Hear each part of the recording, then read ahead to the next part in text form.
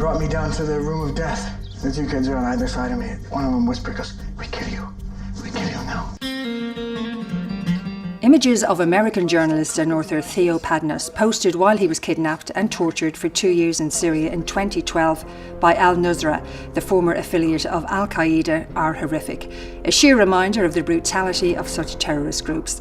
Since his release, he has been raising awareness against extremism and de-radicalisation, a real message of hope and peace.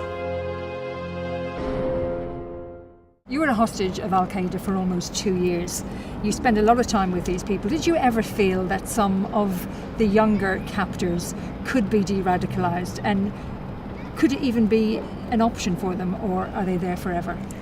They're there forever. A lot of those kids are in deep trouble. It's because the important men in their lives won't let them go. So you know, there's some kids that like grow out of it, or they're just not that into it in the first place. But it's a society-wide problem that's happening in Syria. It's across the generations, and it's very, very hard for a young person when all the important spiritual and moral authorities in his community are like, do this. That's what I think. Listen to your heart. That's a pop song, but it's also true. Do you watch stuff do you watch like videos from Syria and Iraq ever? No, but I watch, sometimes there's these protesters, and... You watch the protesters in Syria? No, the ones that are in London, yeah. And they're protesting against like people that are radicalised and they're not radicalised, and like saying that Muslims are like terrorists and like generalising and being like that, yeah. Do you have, I mean, there are protests against like basically Muslims. Yeah. In England. Yeah. Yeah, what do you think of those guys? Those people are radical. I think they are, but I think that their views on Muslims like myself are differentiated by ignorant. They are ignorant, but they're just like, because of what they've seen through one person or a group of people, they just generalize throughout everyone, which is obviously wrong. Can you imagine like spending a lot of time on the internet and then having your religious views changed?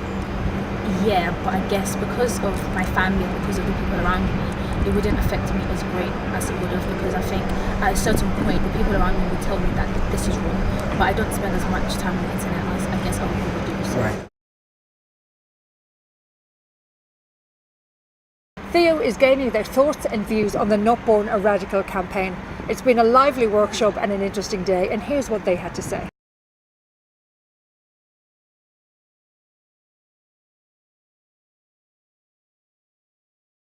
To spread the ideas, the values of the Not Born a Radical campaign, what do you have to do?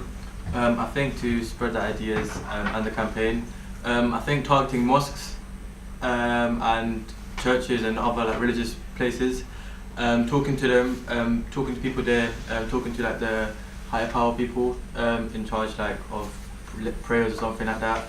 That will help, because obviously if they have a general idea of what's happening in the mosque, and they can talk to people that might get radicalised or have radical thoughts, I think that's a good way of like making this campaign like bigger.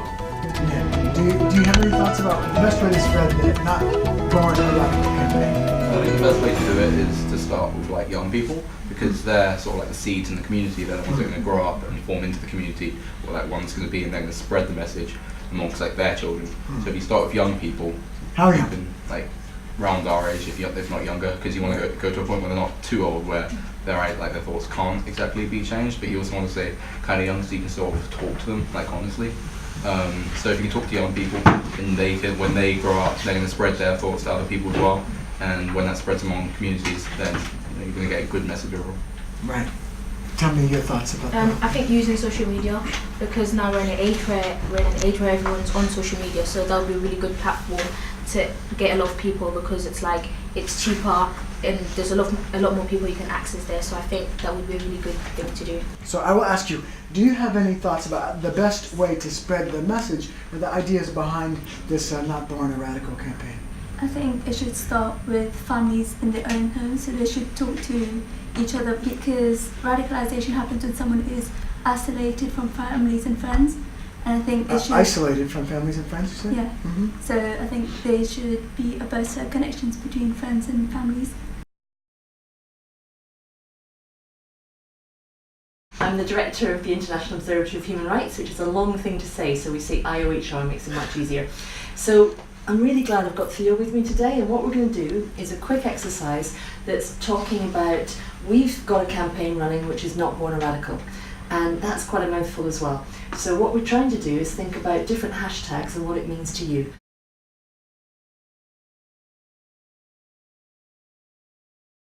Extremism isn't in my blood. I determine my future. Islam does not equate to radical. Hashtag two truths. Hashtag we're all intertwined.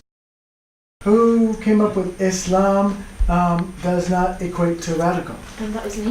Yeah, why did you think of that? Because I think there's a very popular notion that Islam is obviously linked to terrorism and radicalisation, but in actual fact, it's in all of us. And I think that just because someone's from a particular religion doesn't mean that they are necessarily radical. Of course not. That's what that shattered my reason.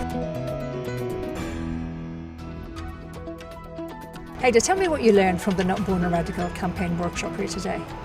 What I learned was, from hearing Theo's experience, that it does have quite a big effect on people, whether that's no matter where they come from or who they are.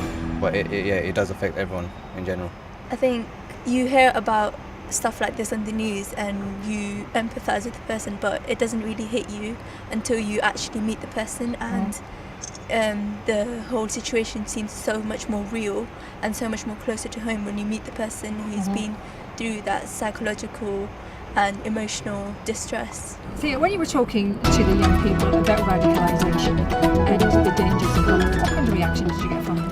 I felt that they were very engaged and interested in the topic. They're young kids who they have their whole futures before them, and clearly they wouldn't be here if they weren't ready to discuss this, and a lot of them are just curious young people, so I enjoyed chatting with them.